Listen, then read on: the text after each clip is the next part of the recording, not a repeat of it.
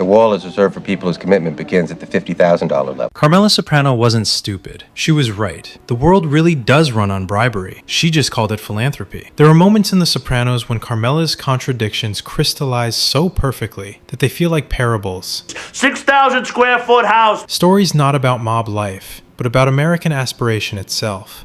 First class isn't until 2. The $50,000 Columbia University donation debacle is one such moment. It's not merely Carmela's dumbest scene, it's her most revealing. In that single act of pressure, We talked an awful lot about Meadows having the best possible university experience. insisting Tony fork over 50 grand so that Meadow is protected and has the best education possible. Carmela exposes the rot of her morality, the shallowness of her social climbing, and the warped ecosystem that makes all of it make perfect sense to her. Carmela genuinely believes that money buys not just privilege, but grace. The idea that her daughter's success at Columbia could hinge on the size of a gift to the university is not stupidity, it's theology. She has spent so long in the church of corruption that she assumes even the Ivy League accepts envelopes under the table at communion. 2 pricks are holding a hostage. He's Italian. Choose with better food. In Carmela's worldview, everything is transactional. Everyone has a price, and if you can't pay, you don't belong. Her insistence that Meadow will somehow suffer without the donation, less access, worse grades, a dimmer future, is absurd, of course. Columbia University is not a mafia front. No dean is downgrading GPAs based on unpaid donor tiers. But Carmela's delusion is telling. She cannot imagine a world that operates without leverage, bribery, or influence. To her, a $50,000 gift isn't corruption. It's simply how respectable society operates. It's the same logic that justifies Tony's racketeering. Everyone's in the game. Some are just more discreet about it. What makes the scene brilliant is that Carmela dresses this vanity in maternal language. The donation is ostensibly for Meadow's benefit, but the subtext screams otherwise. The wall is reserved for people whose commitment begins at the $50,000 level. It's not protection she's buying, it's validation. She wants her name on that wall of donors, engraved in granite alongside the real elites. It's the mob wife's equivalent of a baptism into the American upper class. The blood money that built her McMansion is now being laundered into legitimacy, one commemorative brick at a time. The irony is almost Shakespearean. In her quest to prove her family's respectability, Carmela confirms its corruption. She isn't trying to secure Meadow's education, she's trying to secure her own status. The donation is less about nurturing her daughter's intellect than it is about rebranding her husband's crimes as civic virtue. A public gift to a prestigious university functions as moral cover for the years she spent turning a blind eye to murder, extortion, and moral decay. It's not a philanthropic impulse, it's a confessional, and the check is her act of penance. Carmela's tragedy lies in her partial self-awareness. She knows her wealth is dirty. Hi, yes. Thanks for calling me back. I was referred by a Dr. Jennifer Melfi. She knows she's complicit. The therapist, Dr. Krakauer, laid that bare when he told her she'd have to give up every penny if she truly wanted redemption. But Carmela isn't interested in redemption. She wants absolution without sacrifice. Hence the donation, a convenient illusion of morality where guilt can be scrubbed clean with the stroke of a pen. She's at Columbia, actually. School of Broadcasting? No, the university. There's also an unmistakable class anxiety driving her. Carmela sees herself as nouveau riche, a pretender trying to infiltrate the bastion of old money respectability. She fears that without the right gestures, without proof of her family's generosity, the Columbias of the world will treat Meadow as a second-class citizen, an ethnic interloper among old money WASPs. The donation is less about education than about erasing the smell of the Soprano name. And, true to form, Tony sees through it immediately. He's many things: brutal, hypocritical, emotionally stunted, but not delusional. 5,000 is a slap in the face to these. Even he understands that Columbia University doesn't grade on a curve of cash. His refusal to pay the full amount isn't stinginess, it's a rare flash of realism. Tony knows the dean isn't some North Jersey street boss waiting for a payoff. He's amused by Carmela's fantasy that legitimacy can be bought wholesale, yet he also recognizes the manipulation behind it. Carmela couches her demand in the language of motherhood, guilt-tripping him into proving his devotion through his wallet. It's a battle of control disguised as altruism. Everybody who donates gets their name up there? Of course, the $50,000 figure is no coincidence. It's the minimum threshold to have one's name displayed publicly, a visible testament to giving back. Carmela doesn't want to help the school.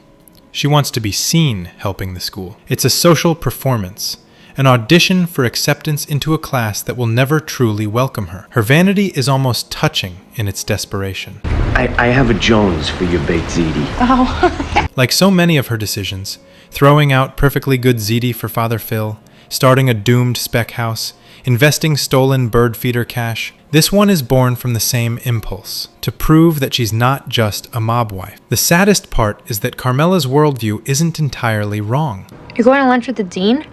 Can we not talk about this now, please? The world is transactional. Elite institutions do favor donors. The extras that come with wealth, the informal networks, the special access, the quiet interventions are real. Children of donors get calls returned faster, doors opened sooner. But Carmela's error is in magnitude and meaning. $50,000 is not donor class money at Columbia. It's pocket change. It's a symbolic gesture that buys a brick, not influence. The true benefactors, the ones who get their kids invited to secret alumni dinners or rescued from disciplinary boards, are playing a different game entirely. Carmela's contribution wouldn't even make the seating chart. That's the dark comedy of it. She's imitating the behavior of the rich without understanding the scale. Her fantasy of belonging is always a step too small, too gauche, too self-conscious. I work hard all day to pay for this. She wants to play society lady with mob money and wonders why no one takes her seriously. The donation scene perfectly captures that delusion. A woman convinced that respectability can be purchased wholesale, unaware that the real elites have been laughing at such pretenders since the Gilded Age. Yet to call her stupid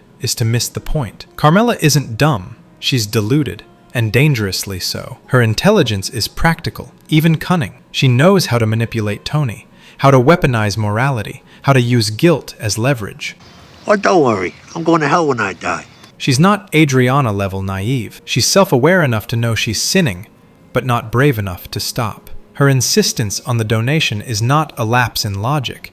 It's an act of survival.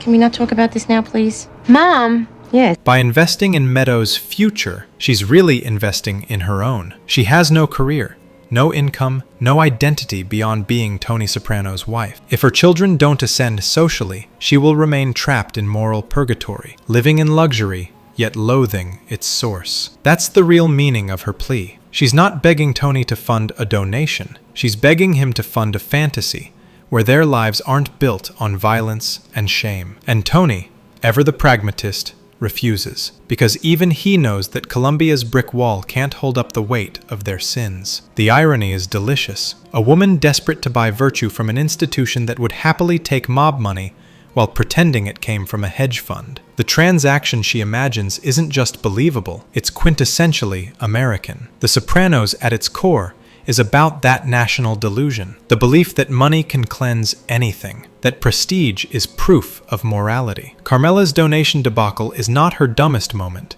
it's her most American. And yet there's tragic beauty in her delusion. She's not scheming for power, she's clawing for respectability. The mob world promised her security, but not dignity. In giving blood money to a university, she tries to turn sin into social capital. The futility of it is almost poetic. No plaque or brick can disguise the fact that the Soprano fortune is soaked in violence. The more Carmela tries to buy legitimacy, the more fraudulent it looks. The brilliance of the Sopranos lies in making this moment simultaneously pitiful and recognizable. Who hasn't seen some version of Carmela, desperate to signal goodness through performative charity, using money as moral deodorant? She's the suburban social climber who thinks a donation equals decency, the church benefactor who buys piety by the pound. Her tragedy is not ignorance, but belief. Belief that systems built on corruption can still confer virtue if you just write the right check. So no, Carmela's not stupid for thinking a $50,000 donation could protect Meadow. She's simply a product of her environment.